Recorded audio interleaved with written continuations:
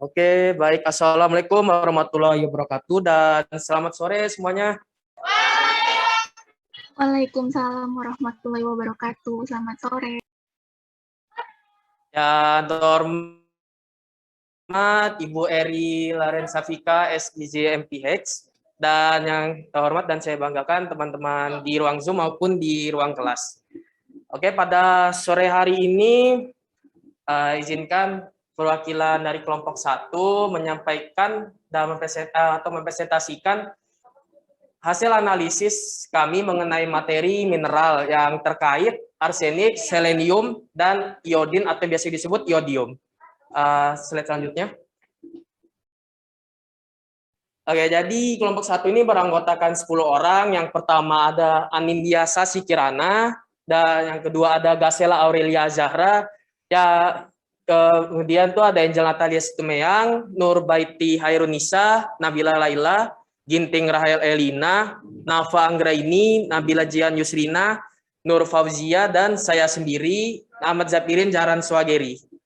Bisa di next.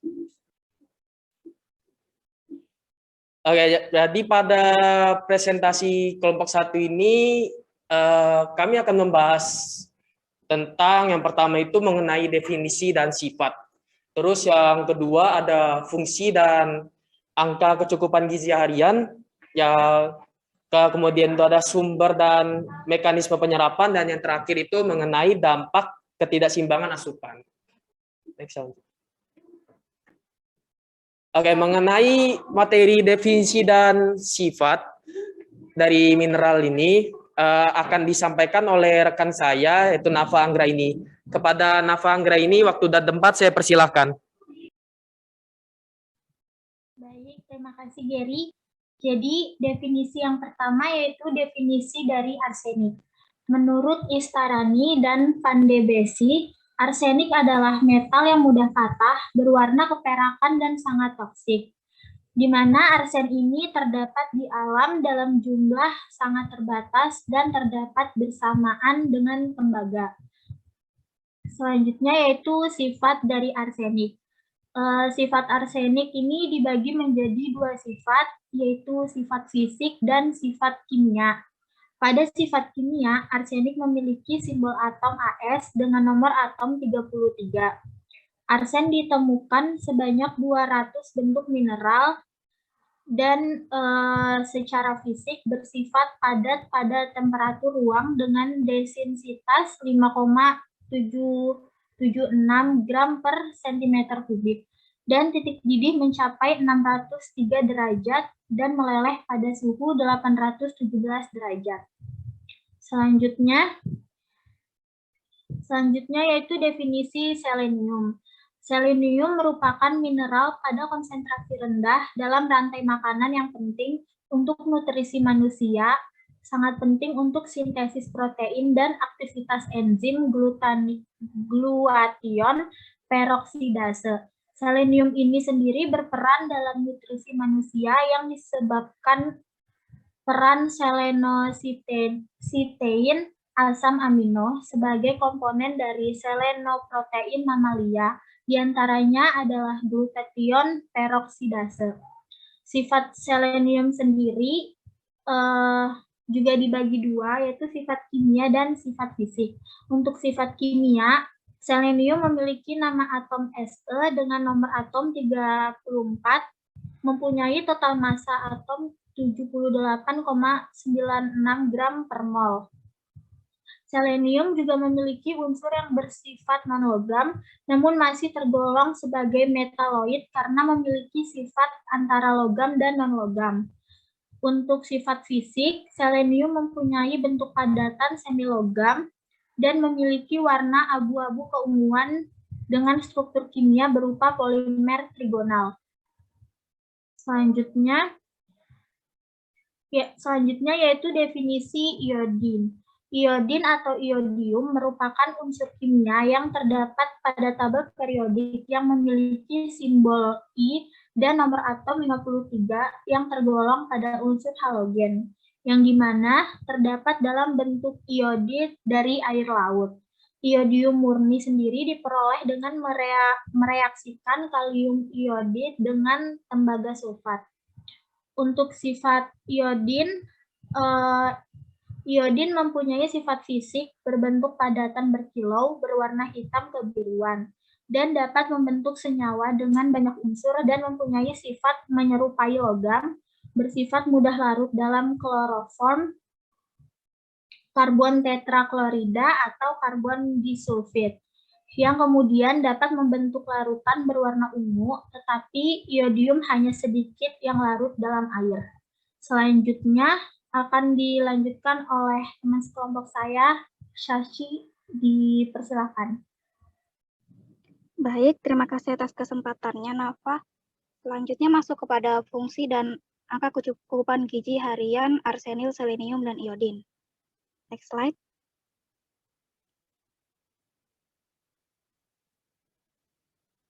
Baik, sebelumnya saya ingin menambahkan ya teman-teman, bahwa mikromineral ini dibagi menjadi dua lagi, yaitu mikromineral yang esensial dan tidak esensial. Untuk selenium dan iodin termasuk kepada mineral mikro yang esensial, kemudian untuk arsenik termasuk kepada mikro yang non-esensial. Selanjutnya untuk fungsi arsenik. Arsenik berfungsi sebagai penunjuk mineralisasi tipe epiternal. Arsenik juga digunakan dalam proses penyamaan kulit, pestisida, adiktif, pakan, dan obat-obatan. Selanjutnya untuk fungsi selenium, yang pertama bekerja sama dengan vitamin E sebagai antioksidan dan melindungi membran-membran sel dari kerusakan oksidatif. Yang kedua berperan dalam sistem enzim yang mencegah terjadinya radikal bebas dan menurunkan konsentrasi proksida dalam sel, menghalangi kerjasama radikal bebas setelah terbentuk. Lalu yang ketiga yaitu memindahkan ion melalui membran sel dan membantu sintesis imunoglobulin dan ubiquinon. Next slide.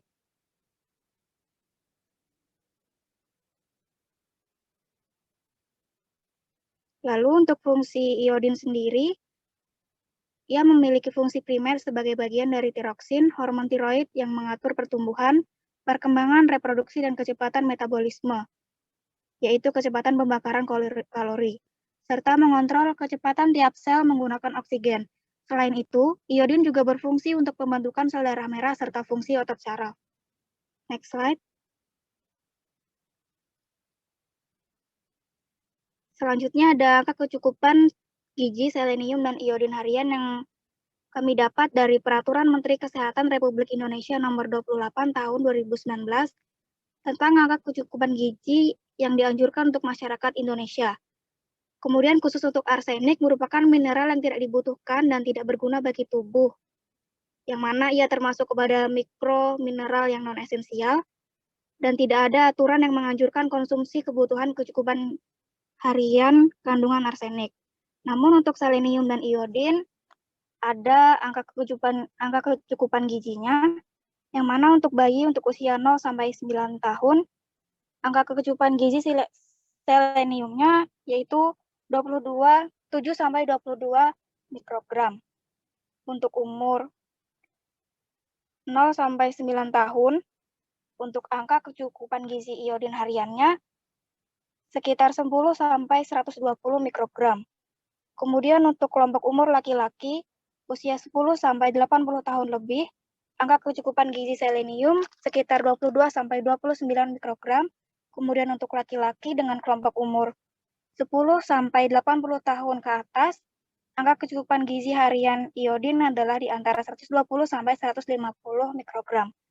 Lalu untuk perempuan, untuk usia 10 sampai 80 tahun ke atas, sekitar 19 sampai 24 mikrogram untuk AKG atau kecukupan gizi selenium harian.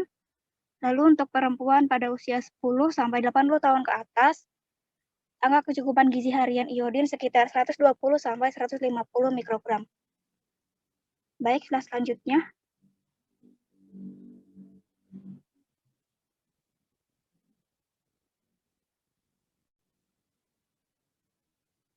Baik, untuk penjelasan tentang sumber dan mekanisme penyerapan akan dijelaskan oleh rekan saya. Waktu dan layar dipersilakan.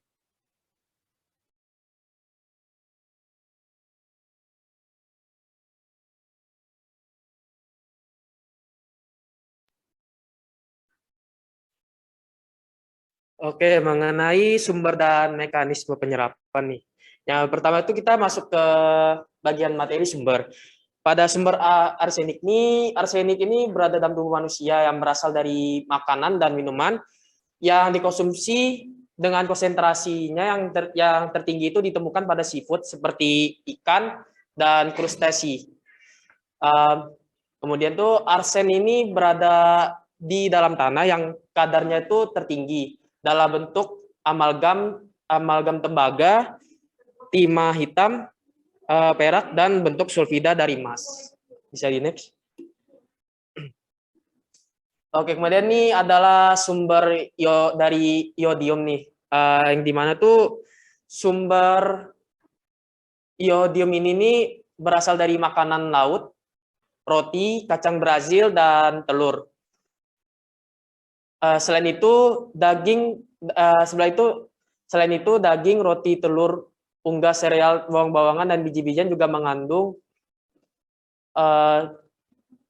mohon maaf, ini adalah sumber selenium.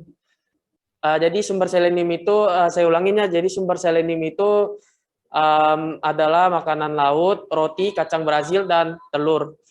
Kemudian tuh selain itu juga ada daging, roti, telur, unggas, sereal. Kemudian tuh juga selenium ini juga dapat dikonsumsi dalam bentuk suplemen seperti suplemen multivitamin dan mineral. Kemudian poin kedua itu sebagian besar selenium pada tanaman itu berbentuk selenometionin yang diserap seperti metionin. Namun terdapat juga bentuk anorganik seperti selenat dan selenit. Boleh di next. Nah, ini kemudian ada sumber dari iodium nih. Jadi iodium ini tuh pada dasarnya tuh dia merupakan sumber dari laut.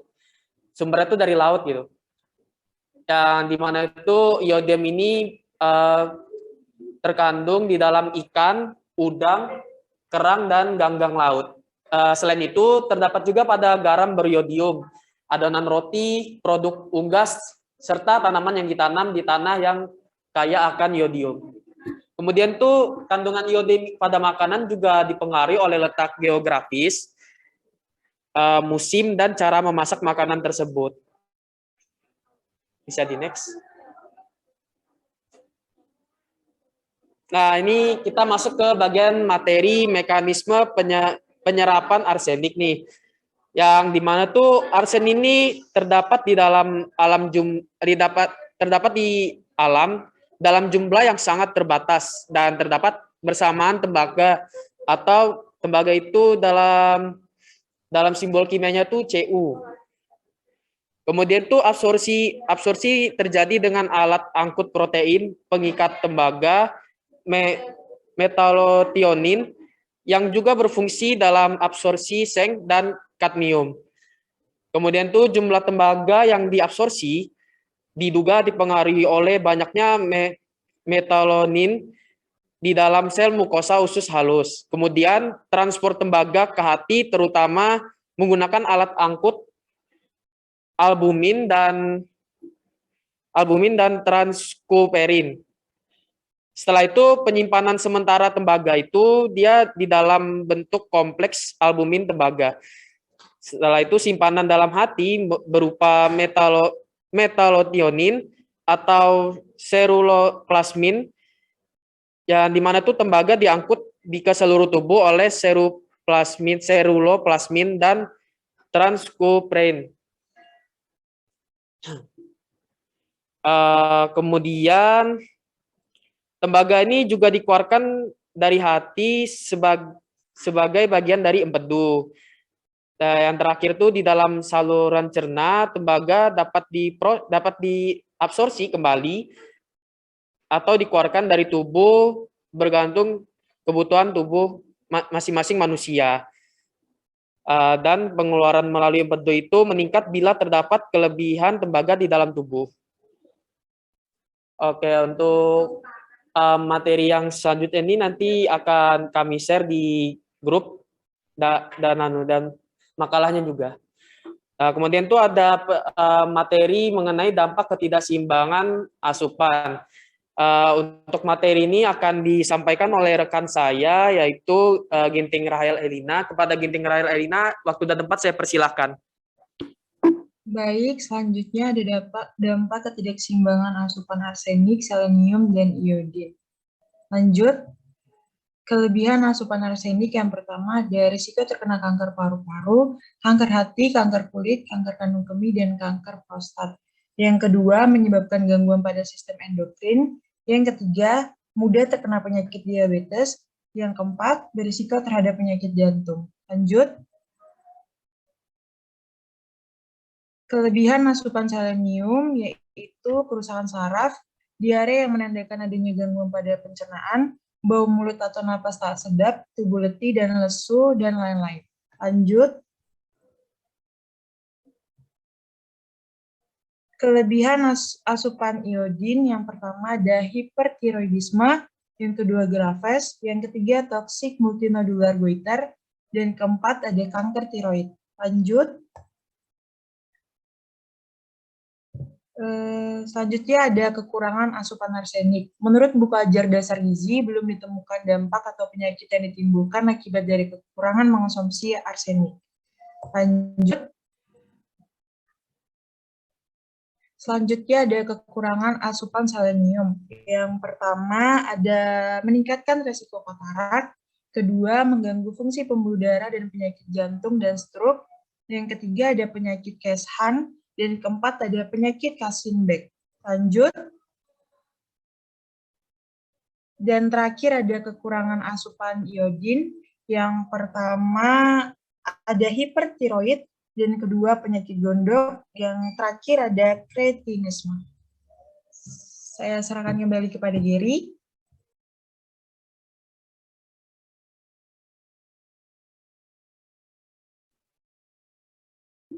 Ya, langsung saja kita ke kesimpulan nih.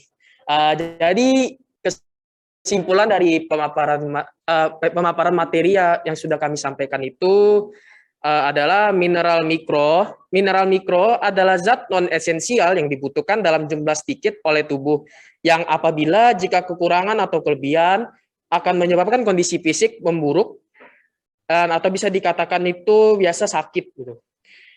Terus mineral mikro ini juga sangat berguna bagi organ penting tubuh, seperti sebagai zat pengangkut zat-zat gizi di tubuh manusia, juga sebagai pembantu dalam proses metabolisme serta pencernaan manusia. Oleh karena itu, konsumsi kecukupan harian itu harus tetap berpatokan kepada angka kecukupan gizi untuk mengetahui angka kecukupan mineral mikro bagi tubuh. Kemudian tuh di sebelah itu ada daftar pustaka yang kami dapat. Ini adalah 4 daftar pustaka dari 16 daftar pustaka yang kami dapat. Karena di PowerPoint ini tidak cukup, jadi kami cantumkan hanya 4 saja di PowerPoint ini. Oke, mungkin kita bisa langsung lanjut ke sesi tanya jawab.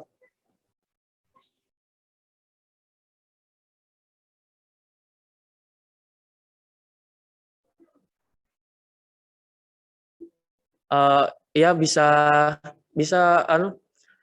on mic Imelda Suci, dipersilakan sampaikan pertanyaannya.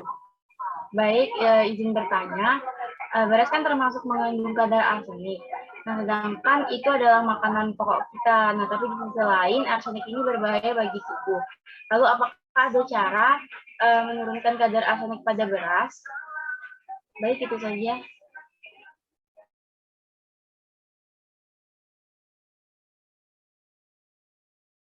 Terima kasih Kak Imelda Suci Lestari sudah menyampaikan pertanyaannya, dan mungkin bisa berikan kami waktu untuk berdiskusi dulu untuk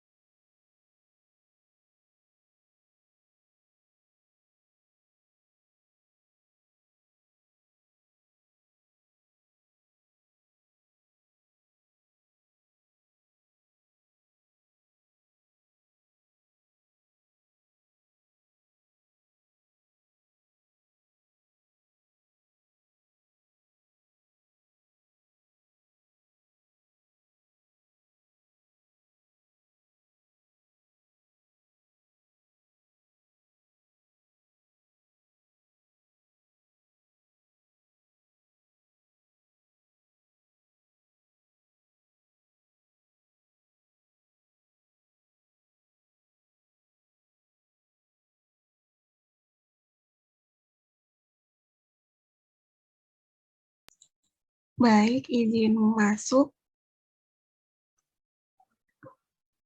Baik, di sini saya mungkin mewakili dari perwakilan kelompok 1 untuk menjawab pertanyaan Imelda tadi. Jadi tadi Imelda menanyakan bahwa beras itu termasuk mengandung kadar arsenik. Yaitu benar, beras mengandung kadar arsenik, lalu beras itu kan merupakan makanan pokok kita. Namun di sisi lain arsenik ini bahaya bagi tubuh. Lalu bagaimana? Apakah ada cara menurunkan kadar arsenik tersebut? Nah, jadi sebenarnya begini, arsenik itu memang berbahaya bagi tubuh, tapi balik lagi sebenarnya arsenik ini diklasifikasikan menjadi dua, ada yang organik, ada yang anorganik. Nah, kalau yang organik itu sebenarnya aman bagi tubuh karena banyak ditemukan pada tumbuhan, hewan, dan makanan kita sehari-hari. Contohnya seperti ikan, udang, ataupun makanan laut lainnya. Sedangkan yang berbahaya itu adalah makanan arsenik yang tergolong anorganik, yang biasanya ditemui pada bebatuan, tanah, dan senyawa-senyawa yang terlarut dalam air. Nah, itu yang beracun. Nah, lalu untuk pertanyaannya tadi, apakah ada cara untuk meminimalisir kadar arsenik pada beras? Jawabannya ya, ada. Kita kan biasanya kalau sebelum memasak beras itu dicuci dulu ya. Nah, sebenarnya itu bukan untuk buang atau bersihkan dari debu aja. Sebenarnya ada manfaatnya, yaitu untuk mengurangi kadar arsenik. Suatu penelitian mengatakan bahwa kalau kita mencuci beras putih atau mencuci beras terlebih dahulu sebelum dimasak, itu dapat menurunkan kadar arsenik sekitar 10-28%. Mungkin seperti itu jawabannya. Apakah cukup menjawab, Imelda?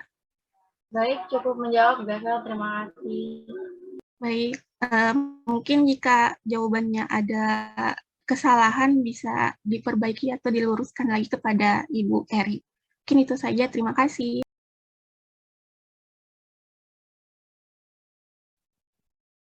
Ya, terima kasih untuk kelompok 1 atas presentasinya. Tepuk tangan dulu. Ya, sudah bagus ya presentasinya. Untuk yang beras tadi, arsenik itu kan sebenarnya termasuk trace mineral ya, Dek, ya. Jadi mineral yang sangat-sangat sedikit dibutuhkannya, dan dalam beras pun juga ada itu sangat sedikit juga gitu. Jadi betul tadi asal dicuci yang benar itu nggak masalah gitu ya.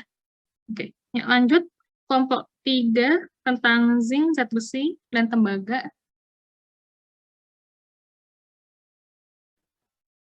Saya izin masuk, Bu, untuk share screen.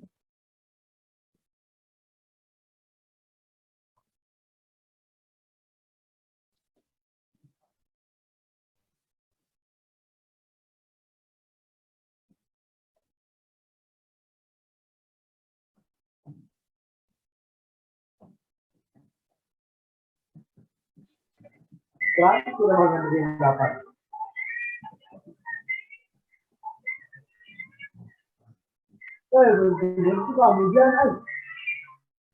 Gimana jadi? Assalamualaikum warahmatullahi wabarakatuh. Selamat sore dan salam sejahtera untuk kita semua.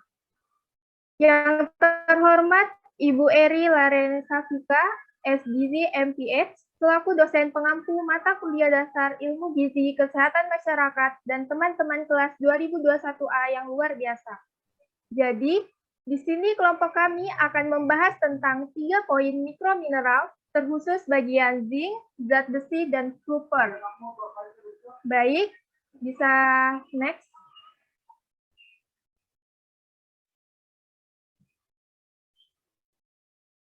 Selanjutnya, izinkan saya untuk memperkenalkan kelompok saya terlebih dahulu.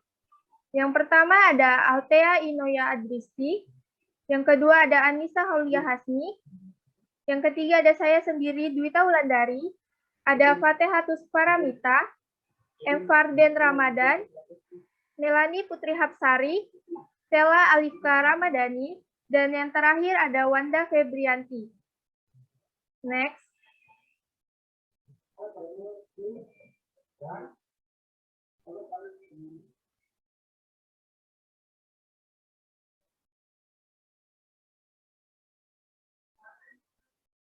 Jadi, Di masing-masing mikromineral, kami akan membahas tentang definisi dan sifat serta fungsinya, lalu kebutuhan harian dan sumber serta penyerapannya di dalam tubuh, hingga dampak ketidakseimbangan konsumsi, baik kelebihan ataupun kekurangan asupan. Next.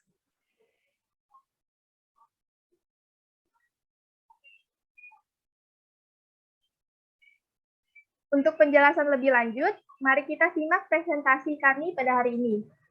Yang pertama ada zinc atau seng. Zinc ini merupakan salah satu mineral penting bagi manusia. Mineral ini merupakan mineral yang terbanyak kedua setelah zat besi yang ada dalam tubuh manusia. Hampir 100 enzim yang ada dalam tubuh mengandung zat seng, yang dimana seng merupakan salah satu unsur dengan simbol Zn.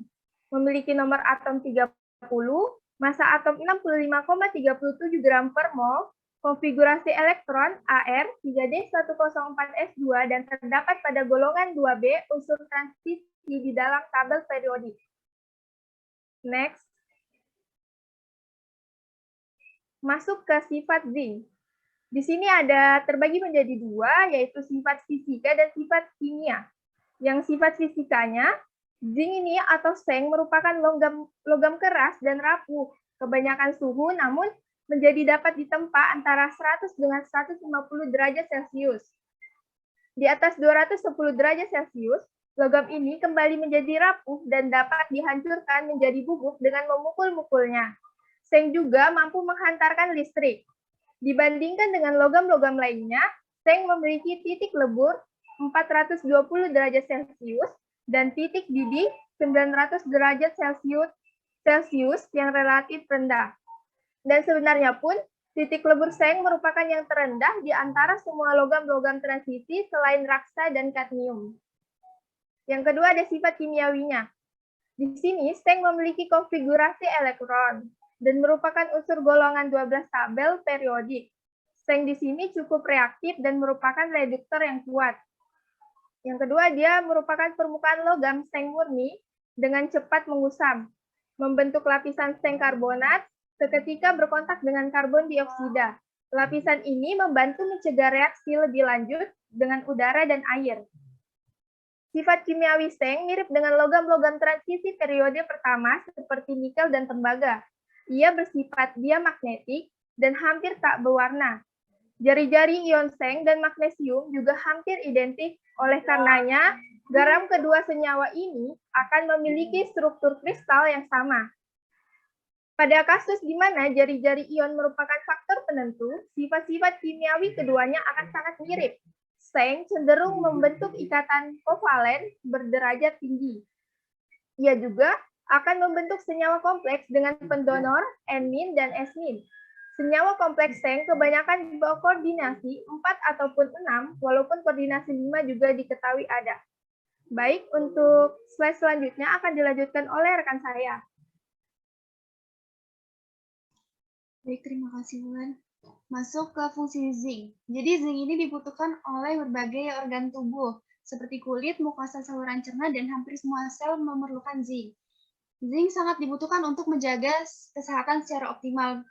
Berikut beberapa fungsi zinc. Yang pertama, berfungsi sebagai kofaktor berbagai enzim. Kerja enzim ini sangat membutuhkan zinc sebagai katalisator beberapa enzim.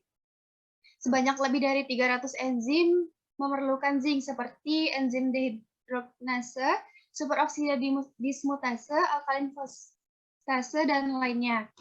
Selanjutnya, fungsi selanjutnya itu sebagai struktur dan integritas sel. Perkembangan normal sel imun ditentukan oleh adanya zinc. Zinc juga berperan dalam menjaga sel imun, termasuk neutrofil, monosit, serta sel T dan sel B. Fungsi selanjutnya yaitu sebagai sintesis DNA.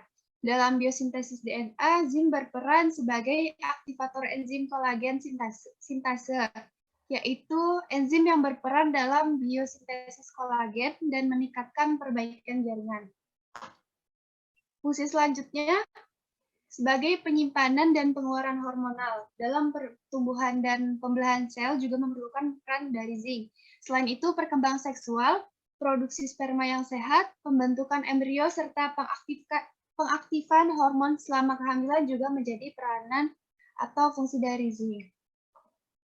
Selanjutnya ada fungsinya sistem tanggap kebal. Zinc merupakan mediator potensial pertahanan tubuh terhadap infeksi dan berperan dalam sistem kekebalan tubuh. Sistem kekebalan tubuh dapat rusak akibat adanya ketidakseimbangan mineral zinc. Selanjutnya berfungsi sebagai antioksidan. Zinc berfungsi sebagai antioksidan dan melindungi tubuh dari serangan lipid peroksidase. Zinc dapat menghambat terjadi kematian sel yang diatur oleh gen. Fungsi yang terakhir yaitu proses fisiologi dan metabolisme lemak. Zinc berfungsi dalam sintesis beberapa hormon seperti insulin dan glukagon. Selanjutnya, kebutuhan zinc harian. Kebutuhan zinc harian ini meningkat pada balita, anak-anak, remaja, dan wanita hamil. Anak-anak membutuhkan zinc lebih banyak untuk pertumbuhan dan perkembangan secara normal, melawan infeksi, dan menyembuhkan luka. Mengutip dari angka kecukupan gizi yang ditetapkan Kementerian Kesehatan, untuk anak-anak usia 2-6 bulan membutuhkan 10 mg per hari, untuk anak usia 6 bulan sampai 5 tahun membutuhkan 20 mg per hari, untuk anak-anak membutuhkan 3-8 mg per hari, pria dewasa membutuhkan 11 mg per hari, wanita dewasa membutuhkan 8 mg per hari, wanita hamil membutuhkan 11 mg per hari, dan wanita menyusui membutuhkan 12 mg per hari. Next, ya. Dari mana sih kita dapat memenuhi zinc yang kita butuhkan per hari ini? Yang pertama sumbernya dari daging sapi. Selain di daging sapi ini, hati sapi juga memiliki kadar zinc yang sedikit lebih tinggi. Selanjutnya daging domba, udang, kacang merah, kacang tanah, biji wijen, dan biji labu. Next, ya. Untuk tahapan penyerapan zinc ini, yang pertama absorpsi. Jadi absorpsi zinc terjadi di usus halus dan dipengaruhi beberapa faktor. Antara lain adalah makanan dan status defisiensi zinc dalam tubuh. Tingkat efisiensi absorpsi zinc akan menurun apabila diberikan bersama makanan. Pada pasien dengan defisiensi zinc, penyerapan zinc di dalam usus halus akan lebih besar dibandingkan pasien dengan diet tinggi zinc. Selanjutnya tahap distribusi. Sekitar 60-70% dari zinc yang diabsorpsi akan berikatan dengan plasma albumin, lalu didistribusikan ke seluruh jaringan tubuh.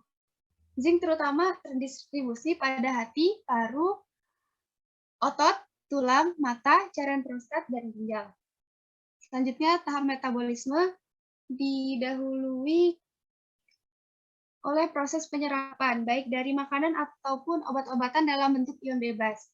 Ion bebas ini akan berikatan dengan ligan yang diekskresi secara endogen sebelum ditransportasikan ke dalam enterosit.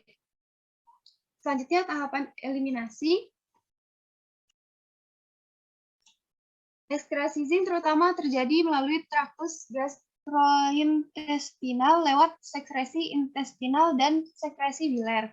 Walaupun hampir semua akan direabsorpsi kembali, selain itu zinc dapat diekskresikan melalui urin dan permukaan tubuh, melalui pengelupasan kulit, rambut, keringat.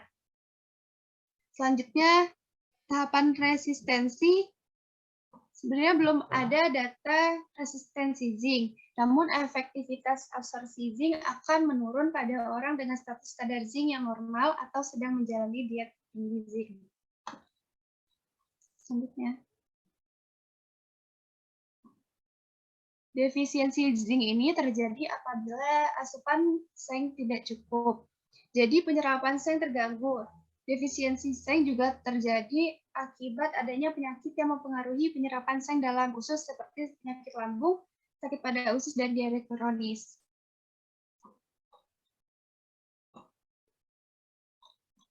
Nah, jika tubuh mengalami defisiensi, maka pertumbuhan akan menjadi terhambat. Selanjutnya, akibat kekurangan seng ini juga dapat menyebabkan terhambatnya kematangan seks pada pria.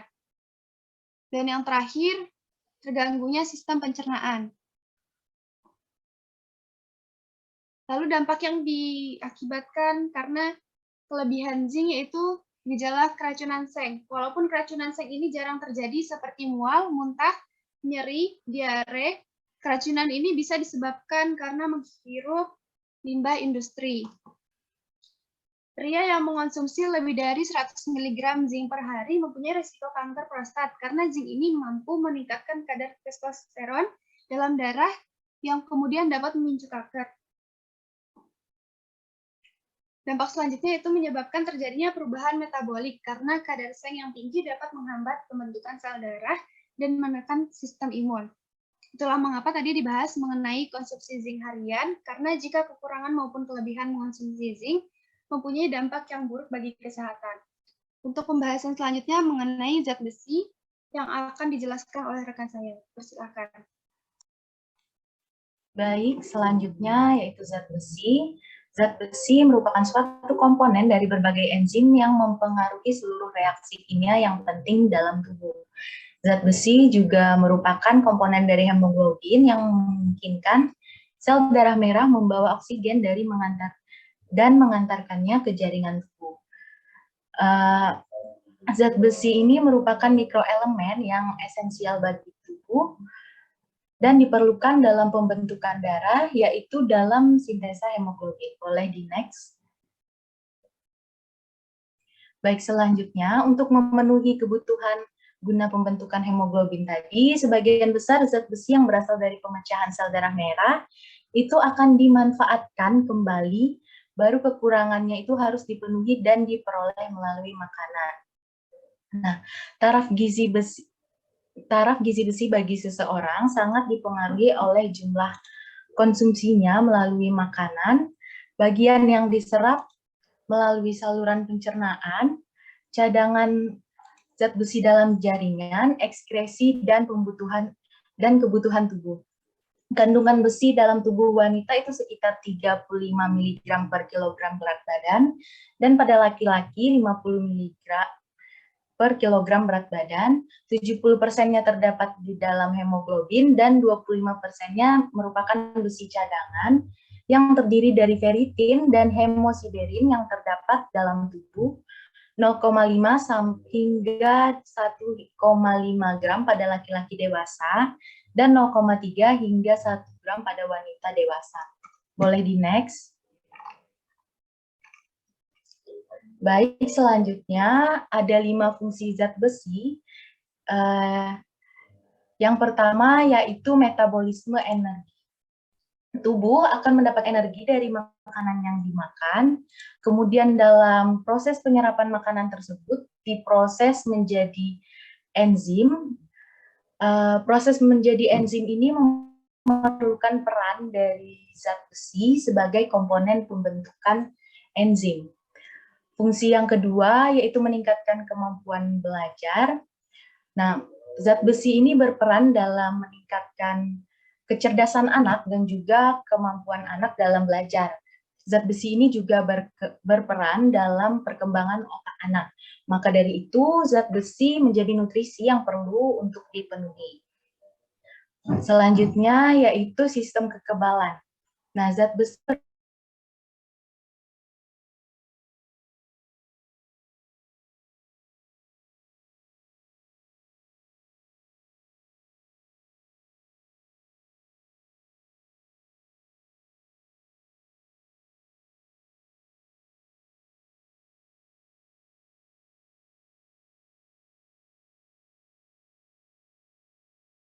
mengandung besi. Zat besi dapat dilarutkan hingga dapat dicerna oleh tubuh. Fungsi yang kelima yaitu tercukupnya vitamin A. Zat besi diperlukan sebagai katalis dalam konversi beta-karoten menjadi vitamin A dalam reaksi sintesis purin dan dalam reaksi sintesis kolagen. Baik, karena waktunya sudah habis, saya serahkan kembali kepada moderator.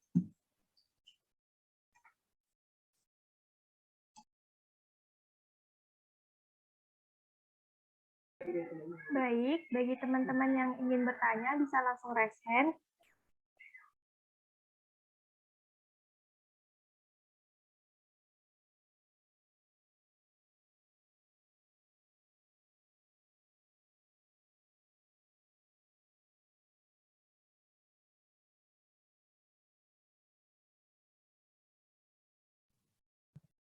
Nggak ada pertanyaan, adik-adik?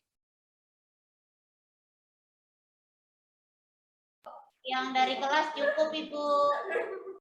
Oke. Ya, kalau gitu saya nanya ya. Gimana caranya kita bisa meningkatkan penyerapan dari zat besi?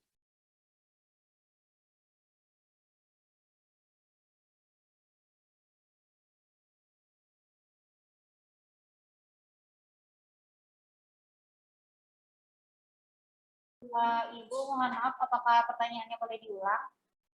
Ya, bagaimana cara untuk meningkatkan penyerapan zat besi?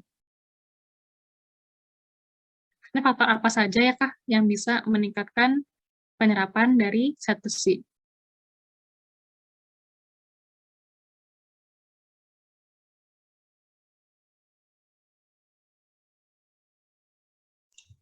Izin menjawab, Ibu.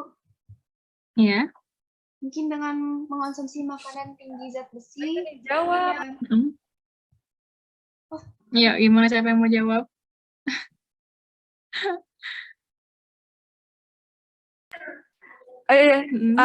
Izin masuk Ibu, untuk mempercepat proses penyerapan dari zat besi bisa dari sumber vitamin C Ibu, misalnya minum jeruk atau dari pepaya, dari yang paling tinggi itu jambu biji Bu.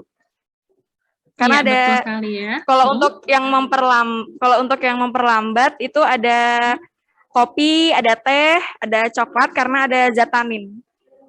Iya, Iya, betul Bu. sekali ya. Ya, betul. Jadi, kalau misalnya ada orang mengalami defisiensi zat besi atau anemia defisiensi zat besi, itu maka ini ya, jangan makan besar sambil minum teh, karena bisa menghambat penyerapan dari zat besi yang ada di makanan. Ya, mungkin itu saja. Ini udah jam 4 ya di sana ya. Oke, adik-adik. Ya, terima kasih kelompok berapa? Kelompok 3 presentasinya. Mohon maaf tadi saya potong ya, karena waktu sudah sangat sore, sudah habis ya waktunya. Kasihan ini adik-adik semua. Ya, terima kasih adik-adik. Tepuk tangan dulu ke semua ya. Ya, oke.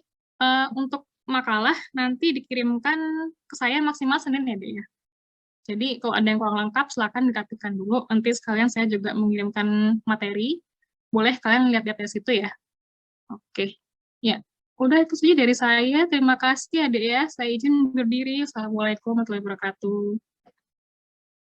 Waalaikumsalam warahmatullahi wabarakatuh. Terima kasih Bu. Terima kasih banyak Bu. Sehat-sehat. Sehat selalu Ibu. Sehat juga Dede.